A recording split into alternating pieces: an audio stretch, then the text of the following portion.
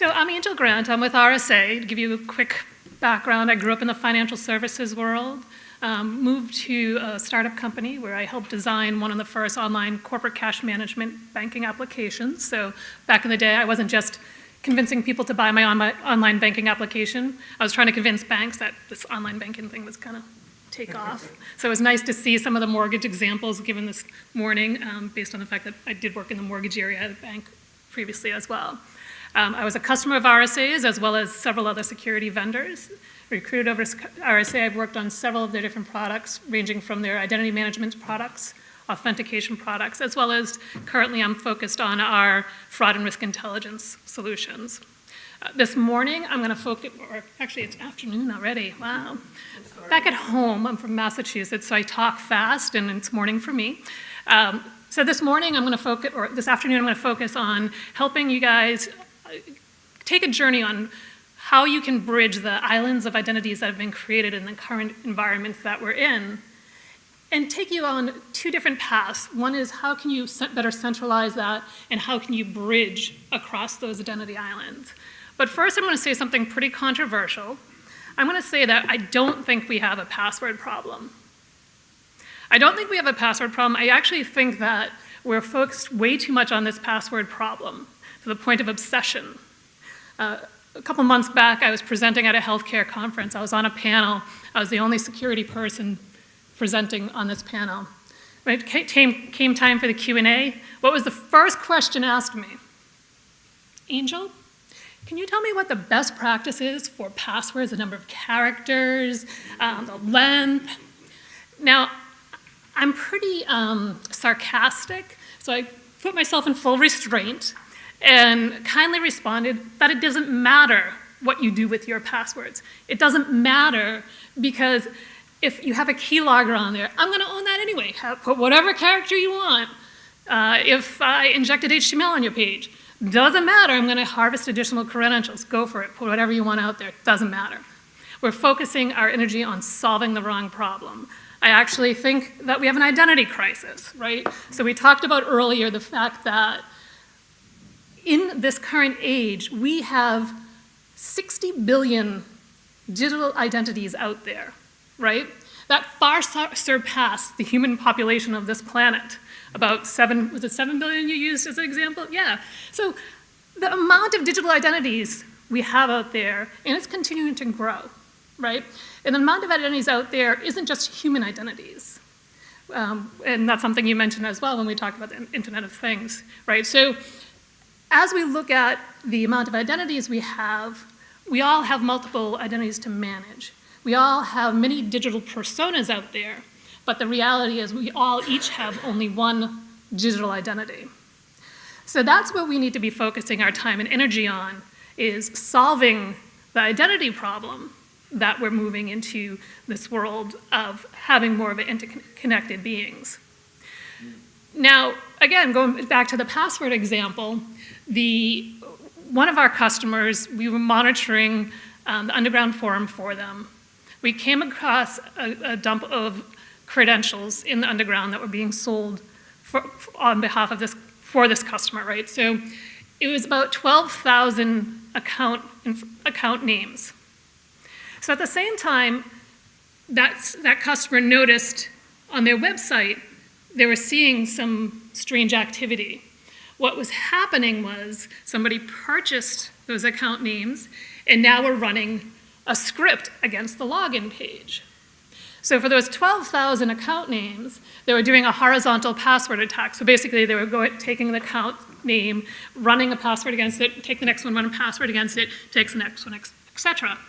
Anyone want to take a stab at how many times they were able to log in with the same password? Take a guess, somebody, come on. So, that 1%, right? So it was about 500 users for this customer that had the same exact password, right? So that 1% that we were talking about earlier, so out of the 12,000, it was 500 had the same. I mean, I'm interested if it was password, the capital P1, and I didn't get that information. But that just goes to the point of it doesn't matter what your password is. It doesn't matter. Stop solving that problem. So to help solve the problem, what you guys need to do as you move forward, as you're rolling out new goods and services, you really need to get in the mind of a cybercriminal. You need to think like one. Because as soon as you offer a new goods, new service, a new way of accessing information for your employees, partners, customers, a cybercriminal is going to try to figure out how to monetize that. So you need to be preemptive with your strategies on what to do with the countermeasures for that. So I'm going to go through a couple examples of how rampant the credential buying and selling is in the underground. What you see here is 2 examples of forums that are selling identities. The first one is from UK passport information, identity information. The next one is French passport, national health insurance information. We see this all day long. This is just one example. One of the things I thought was interesting was the value for the UK identities being sold compared to the French identities, which, you know, if you're from the UK, don't get all righteous. I just think the French have more identities in the underground marketplace, so they have a surplus identity, so it's a bit commoditized. And if you're not from the UK or from France, don't get too cocky either, because there are 70 other countries out there that have credential and identity information that's being bought and sold in bulk. So this is pretty rampant. And you know what? They're not just buying and selling basic credential information. They're going after social media information, right?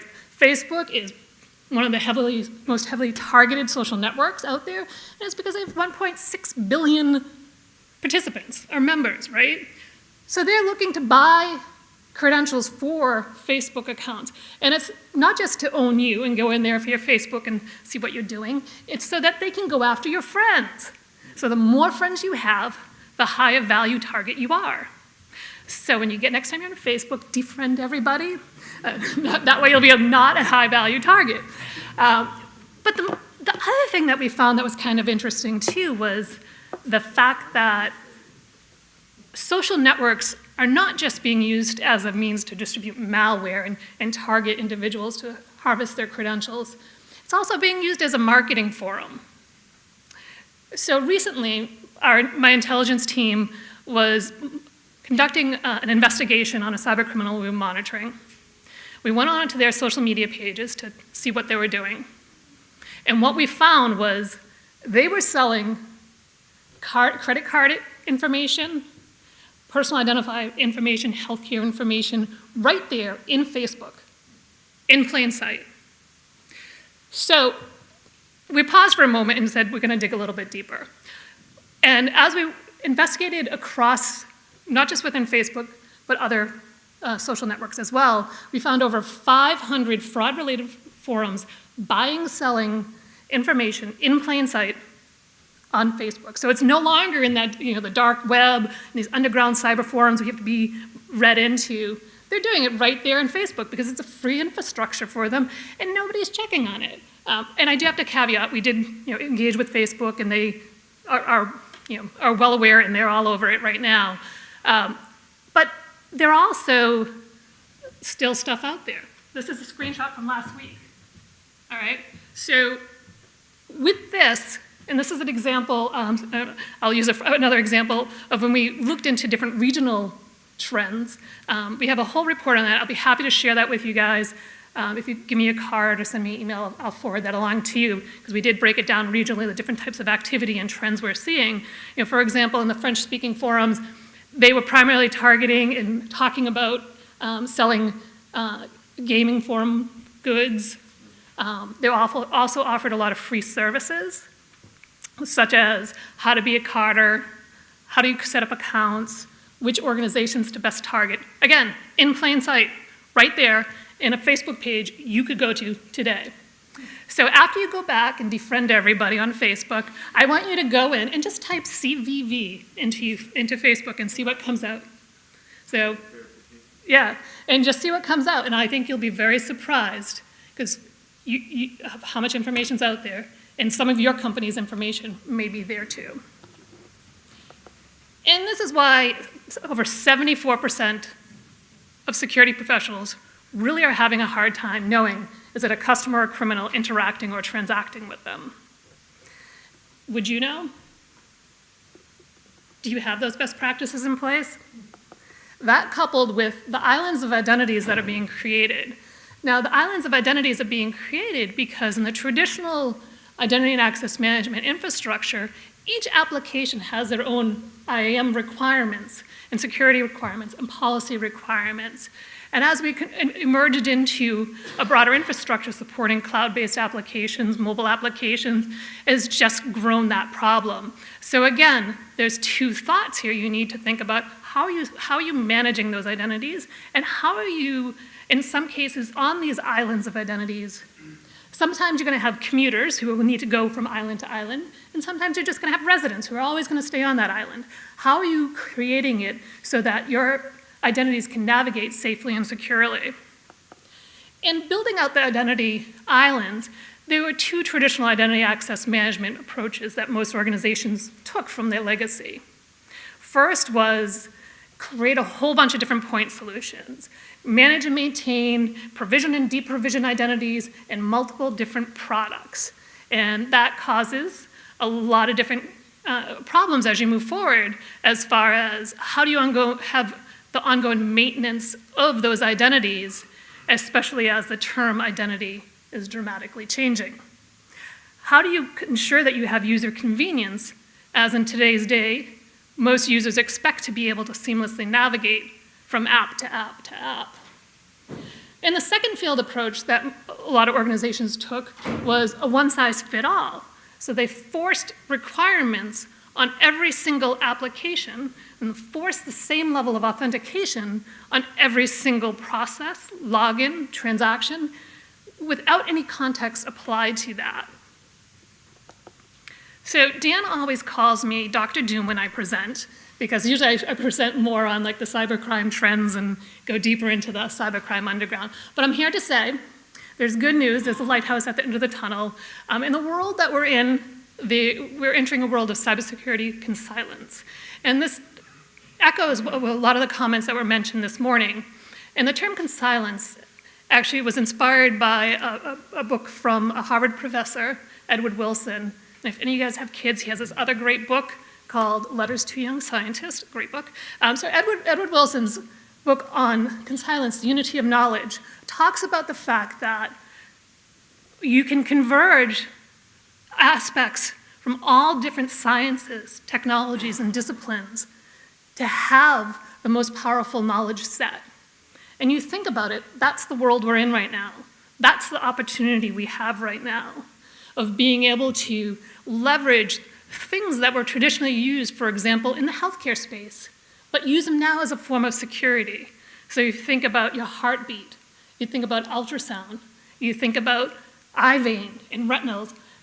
All this can now be leveraged as part of a security process. And if you think about the Internet of Things, you talked about the payments of things, we're also talking about the identity of things. It's no longer the fact that you have to understand who is interacting and transacting with you, but what is interacting and transacting with you. At lunch today, I was talking with a couple of folks who were talking about shopping and using the fridge to shop. And I was laughing because I actually think that would be a wonderful thing. As a working mom, I typically go food shopping at 10 o'clock at night, and it's a pain. I put the kids to bed, go out shopping. So I typically use a service where I pretty much order the same thing every time I go shopping, with a couple exceptions. So if I had a fridge that I would just have it preloaded, I don't even have to log in, that'd be wonderful. But clearly, in that case there, it wouldn't just be Angel ordering the food, it'll be my fridge ordering the food, right? So it is, as you plan out your strategy, who is interacting and transacting with you, but what is interacting and transacting with you? And if you think about the KYC or Know Your Customer policies that a lot of you have to comply with, think about how outdated they are. They are very outdated, because Know Your Customer has a whole different definition now, but in a good light, there's a lot more opportunity to know your customer better than you ever have before, based on enriching all the different elements and creating that consilience, that one view of who is interacting and transacting with you. And this is where, as you move into the mindset of adaptive identity assurance, moving from the traditional approach where it's a one-size-fits approach to leveraging intelligence across that identity and being able to leverage that intelligence to have a better view into who that individual is or what that thing is that's interacting and transacting with you. So no longer are the days, and every time I tell someone I work for RSA, they're like, oh, okay, you're the token company. Like, yeah, well, actually that's what I used when I was a customer of RSA's. But no longer the day is two-factor authentication, the reality. No longer is the day is multi-factor. We have to think in the terms of infinite factor. Everything can be a credential. Everything can be used as a way to secure somebody. Now, the reason this is important is going back to what I said before about the fact that every time you offer a service, you need to think like a criminal, right? So if you think about every security measure that goes out there, a cybercriminal is immediately going to try to figure out what are the potential points of vulnerability within that security measure and how can I bypass that? So if you take that and combine that with the infinite amount of data that we can leverage today, that makes the barrier for a cybercriminal much more difficult to penetrate, to get into. So if you think about from an infinite factor, there's a lot more attributes. There's so much data you can collect. But it's important to remember that it's not just data. Data doesn't do anything. Data does not equate to information. It does not equate to knowledge. It does not equate to understanding. You need to be able to put the intelligence behind that data to understand what's that real profile. You need to be able to understand how is that user navigating in your session. Is this normal behavior for this user, for this population? Is this the normal device they're coming from? Is this the normal fake device fingerprint from this user?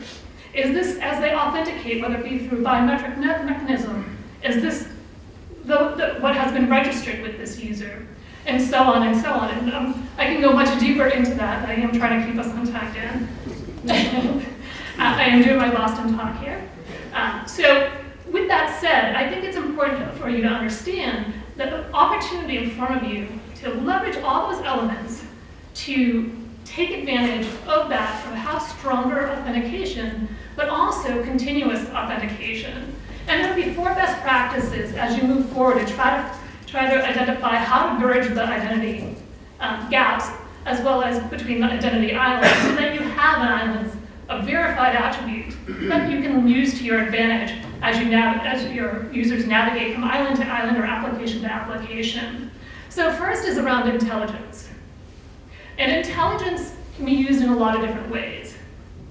So the first is looking at taking the intelligence, collective intelligence around known criminal activity, known mule accounts, known bad devices, leveraging that as part of the composite view of the activity going on.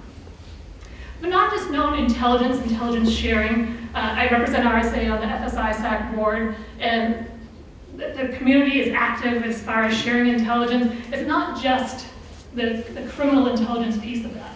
It's also the data intelligence piece of it. Leveraging data to have that intelligence, to have that understanding of who's transacting and interacting within your site. And also using that intelligence to move to the second recommendation, which is risk-based. And taking a risk-based approach, which gives you context into what they're doing, what resources is that individual accessing, and what level of authentication should be needed, if any at all, based on the activity and the risk associated with that. And that will provide you the opportunity to give continuous authentication as a user navigates. Because if you're understanding the click by click of what they're doing and where they're going, you don't need to interrupt that user experience. It can be transparent, it can be frictionless. So that will provide you the opportunity to not only know what apps they're accessing, which is important so you can understand the risk-associated policy regulations that you need to put in place, but what they're doing within the application is the context that you need. The third recommendation is along the lines of the visibility and context. So once you have visibility into what the users are doing, once you have context into what they're doing, that's where you can put better controls in place to level up or bring up that next level of authentication or identity verification as appropriate. And finally, that provides opportunity for that continuous authentication as a user navigates from application to application. And again, taking this one step further, and I had to put a cheesy image in there because of the place we're at, as far as bridging the islands of identities, and that's my representation of one of my most favorite bridges out there. So taking those elements will provide you the ability to bridge between the islands by helping centralize the identity, get a full view of the centralized identity, understanding who that person is or who that thing is that's interacting and transacting with you, gives you that centralized view if you have that composite view. Also, it allows you to create that bridge and allow access to the different islands as appropriate, without interruption, without putting down the toll booth for every time somebody's navigating from app to app to app. And that's going to be important. And you're going to hear that again and again throughout today, as well as tomorrow, as far as the importance from a consumer convenience. And moving forward, that's what you have to keep in mind. Cybercriminals are going to continue to go after you, but there is hope. There is a way to get to the point where you're bridging the different islands. I'm going to pause at that, and I got us 3:43. So that's time for some questions. And I have time for questions. Well, this is your British crowd that doesn't ask questions. Okay.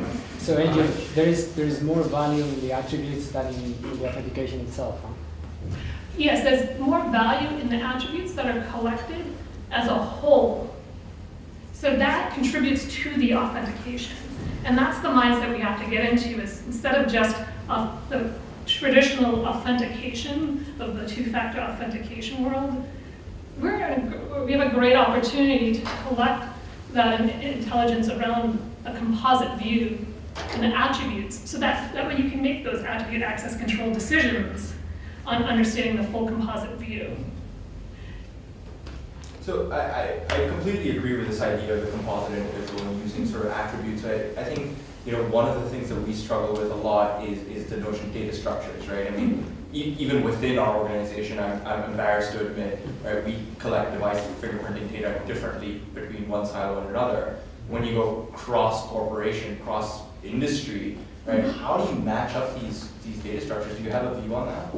Yeah, as far as matching up the data structures, there's a lot of different frameworks that are developed out there that organizations can take advantage of.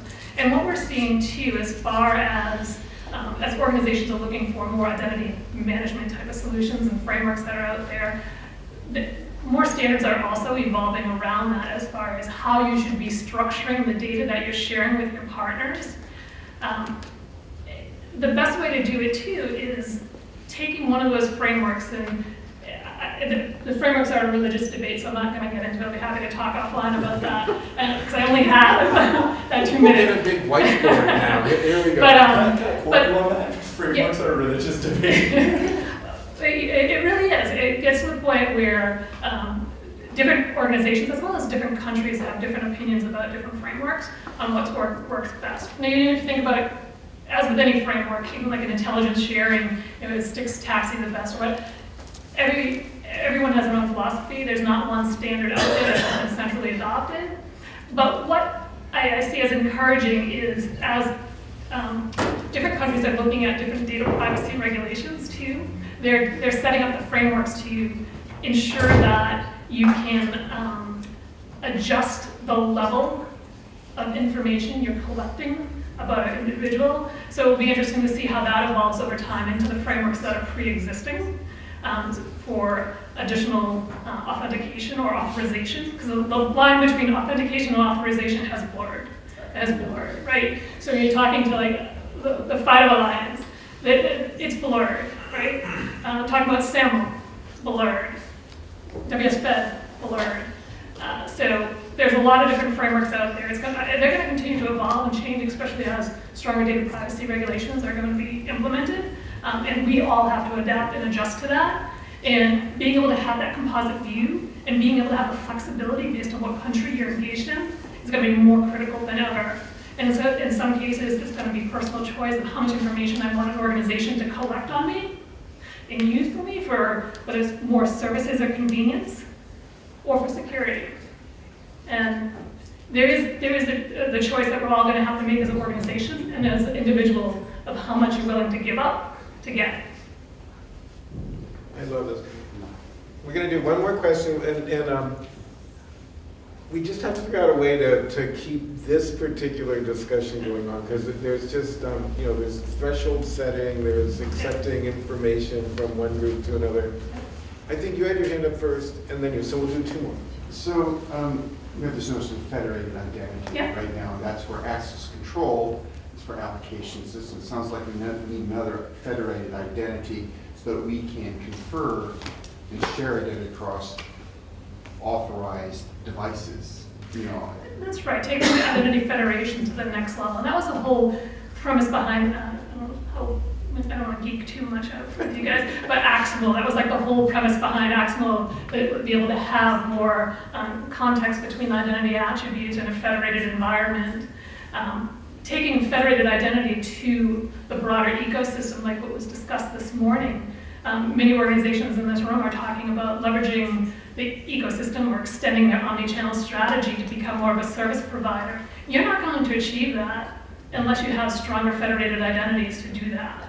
And along with that, you're not going to be successful if you don't have a strong identity provider, or that trusted identity source who can correlate that identity information to ensure that it is that collective intelligence across your business partners to get that trusted composite view. In some cases, you can use those attributes to navigate, or when a user navigates into a session, to understand what they should be accessing based on those privileges.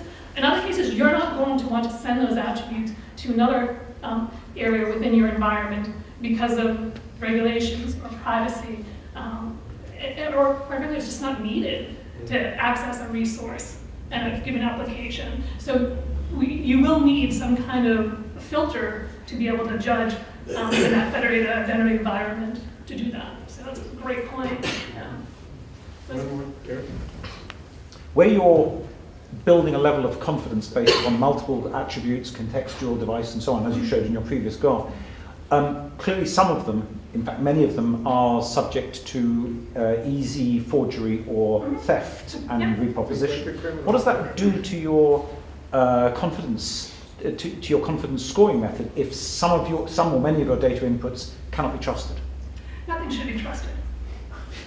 With all seriousness, that is why you should focus more on infinite factor. Nothing in one as itself should ever be trusted.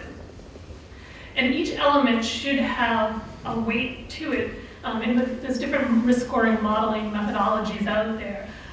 But most of them look at the different elements and place a weight on it based upon the known bad. If we know this IP, for example, was associated with known bad, or this device was associated with known bad, or even known good, it could have different weights on it.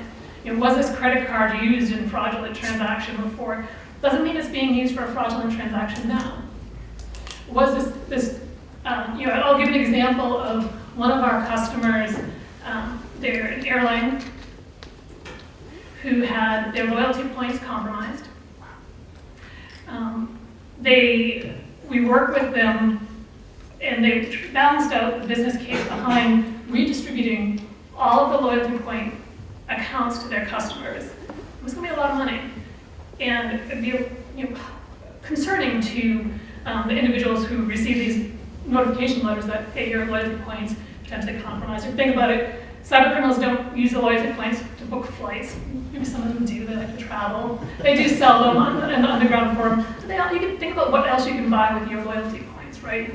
You can buy a gift card, do a cash out at one of the brick and mortar stores, and then send them off to their mules. So this customer said, I'm not going to redistribute all their account, but I'm going to monitor it.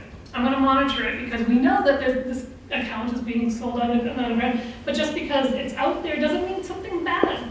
You could be booking your flight to come to London for this wonderful event, but that's okay. It's good. You're still a good traveler. So what they set up was a monitoring, so they're understanding when you, for example, when you logged in to book your trip, as you navigate and you selected your loyalty points, that it was good activity. And just because you're transacting in something like compromise doesn't mean it's bad activity. And that is a long-winded way of saying there's different ways you need to add different weighted attributes to each and every element, but don't trust one. Trust the algorithm. Trust Just kidding. Build the algorithm. We'll schedule something to put Yeah, this have all you together. for cocktail hour, to have a chat chat. about. 'Cause I think in the context of, individuals being agile, you depicted a lot of the moving parts there. And then we talked a little bit about federation. We implied the kind of trust. There's some practical questions that even go to, if I use Touch ID on my phone and my phone's happy that I'm me, does that make any of the, like the banks or airlines or whatever that are accepting that happy with me too, and why? And that sort of stuff.